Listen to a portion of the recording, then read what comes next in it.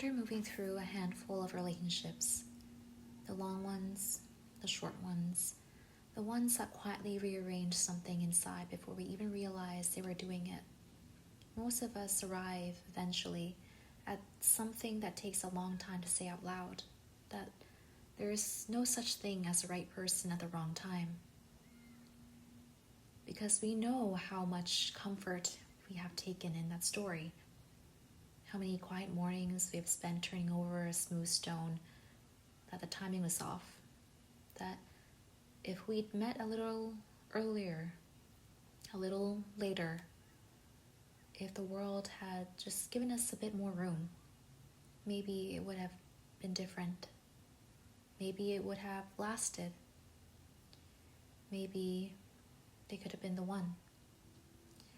And there is real tenderness in that story, real grief, and nobody's here to take it away. But here's what rings more true the longer you sit with it. Because every single person who has walked into our lives came at the exact right moment, not a breath too early and not a moment too late. They arrived precisely when the soul was ready to receive what they were carrying, whether it felt that way or not. They came holding a very specific key set, and those keys were always meant for the exact rooms inside of us that most needed opening.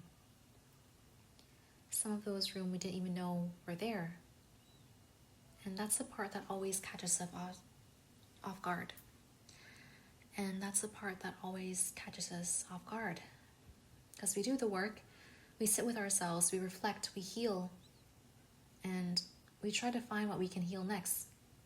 So we can step to the next chapter feeling genuinely, honestly ready. And for a while, it really does feel that way. And then someone new arrives, and they walk almost without trying straight to a door that was never noticed before, a corridor that wasn't on the map. And suddenly there was a draft coming through from somewhere deep inside. And the realization lands on quietly that there was always a room here. There was just never a reason to open it before.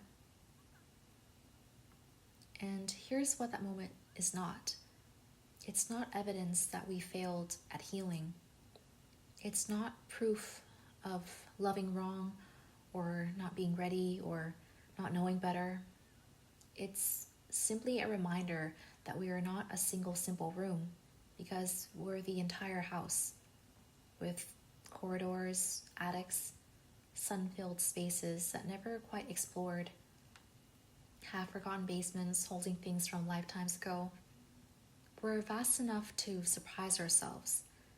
And the people who come into our lives, even the ones who hurt us, the ones who stayed only for a season, the ones who left us without a clean goodbye, they were navigating that vastness alongside us. They were, in their imperfect and sometimes painful way, pointing to exactly where the work still lived. So let's honor them for that, even if only in the quiet of our own chest, even if it takes years to get there, and even if gratitude is the last thing you expect to feel towards them. That encounter meant something. The meeting was real, and something real and meaningful doesn't stop being those things just because it ended. Any more than a piece of music stops being beautiful just because that last note eventually fades. Which leads to the thing that perhaps most of us are afraid of. And yet, it's a thing we need to make peace with the most. The fact that everything is temporary. We have been taught to treat impermanence like a flaw in the design. Like if something doesn't last forever, it didn't fully count. We hold relationships up to this impossible standard. Did it last? Did it end well? Do we get to keep each other? As though longevity is the only currency that proves love was real. But think about a cherry blossom. It doesn't apologize for falling. It doesn't grip the branch, trying to outlast the season it was given.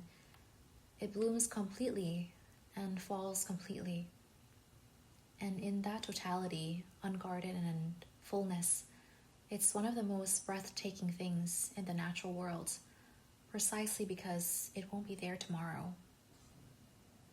The impermanence is not the tragedy. The impermanence is the whole point. And so it's the same with the chapters of our lives. The beautiful ones will pause. They won't disappear. They make room for the harder ones. The gray stretches, the low seasons, the times when everything feels suspended and you can't quite remember what warmth felt like or when it's coming back. Those seasons are not permanent either. They have never been, and they'll never be. But if we spend them in the frantic escape trying to scroll past the feeling, numbing the edges, rushing towards whatever is next, something quietly essential gets lost.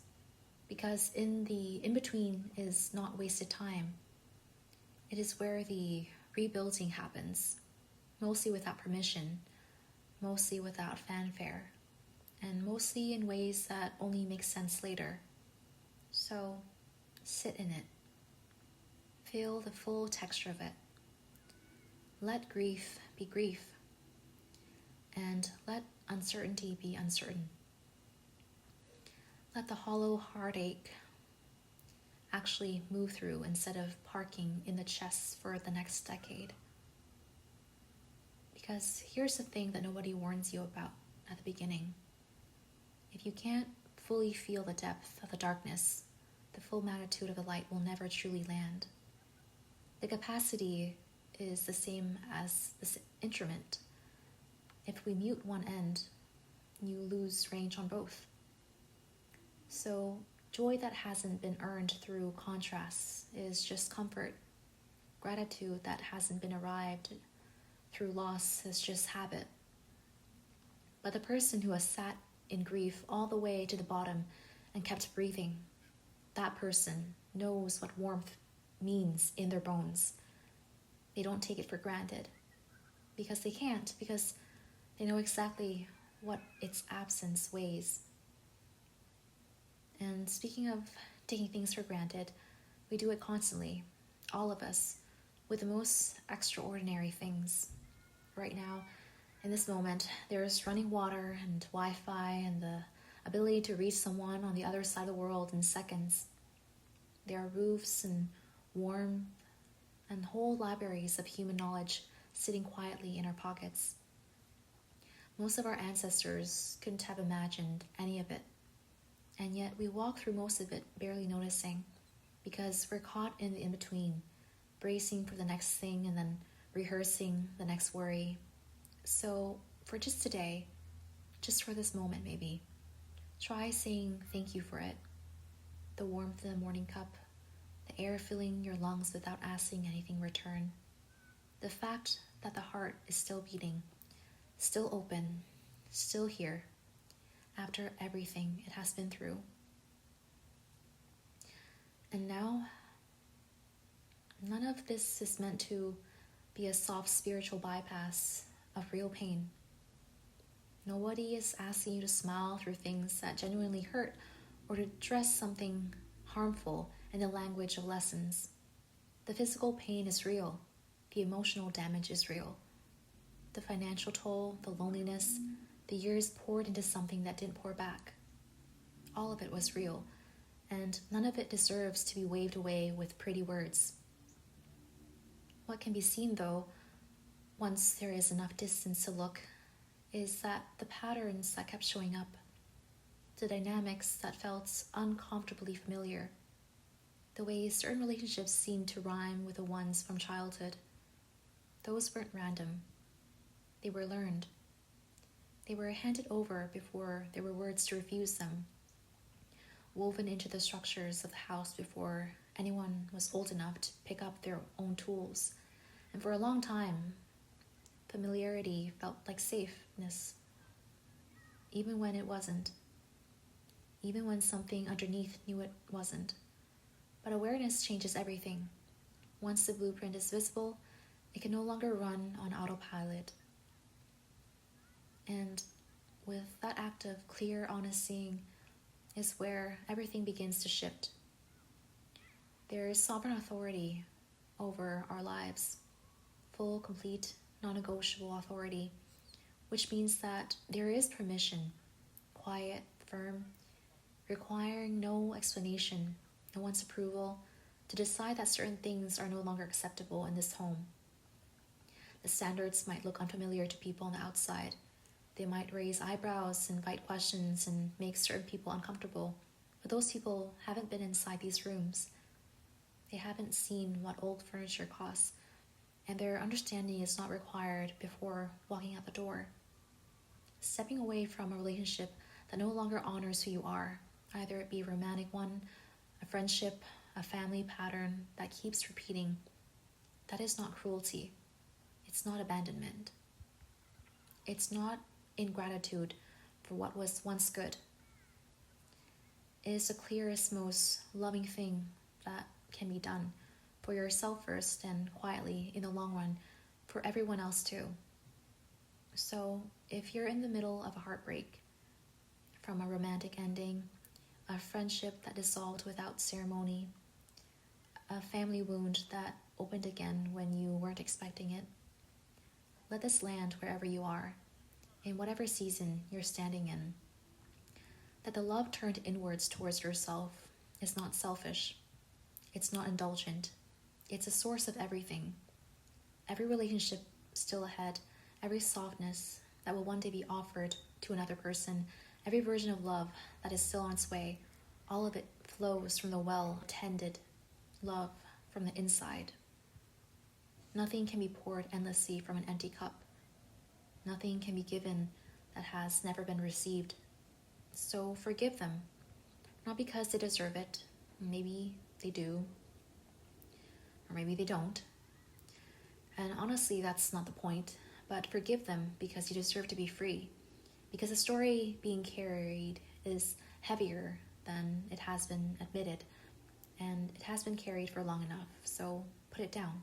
Not for them, for the version of yourself standing somewhere on the other side of all of this, patient and unhurried, in the light, waiting. Because you're not behind, you're not broken, you're not too much, and you're not enough. You're simply in a room that needed opening. And now that the door is wide and the air is finally moving through and the dust is lifting, what was always in here is beginning to show itself. Something luminous, something that has been waiting quietly and without urgency for you to come home to it. Something entirely and irreversibly yours. So may every soul who walks into your life leave you more yourself than they found you. May every ending clear spaces for what was actually meant to stay, and may every season, even the hard ones, actually especially the hard ones, be felt completely. And that's the whole gift of relationships and existence. Thank you for your time. Like and subscribe for more. Until next time, bye!